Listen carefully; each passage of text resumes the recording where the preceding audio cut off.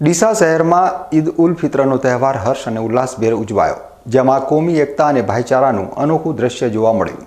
ઈદના પવિત્ર દિવસે વિવિધ મસ્જિદોમાં વિશાળ સંખ્યામાં મુસ્લિમ ભાઈઓએ નમાઝ અદા કરી અને એકબીજાને ઈદની મુબારકબાદી પાઠવી।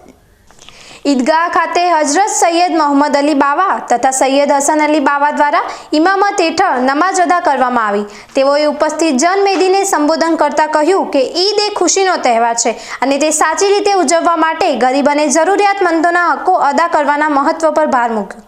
આ અવસર પર દેશમાં શાંતિ અને ભાઈચારો જળવાય તે માટે વિશેષ દુઆ કરવામાં આવી।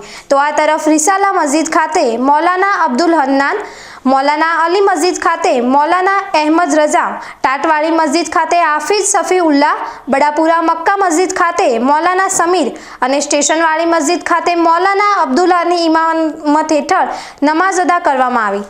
તમામ ઇમામોએ ઉપસ્થિત ભક્તોને ભાઈચારા, પ્રેમ અને એકતાનો સંદેશ આપ્યો અને એકબીજાને ઈદની શુભેચ્છાઓ પાઠવી।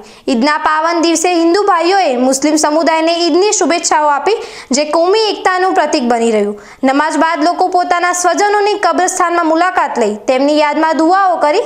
શહેરમાં ઈદની ઉજવણી શાંતિપૂર્ણ રીતે સંપન્ન થાય તે માટે પોલીસ દ્વારા કડક બંદોબસ્ત ગોઠવવામાં આવ્યો હતો। સમગ્ર તહેવાર દરમિયાન શહેરમાં શાંતિ અને સૌહાર્દનો માહોલ રહ્યો, જેનાથી તહેવારની ભવ્યતા જોવા મળી હતી।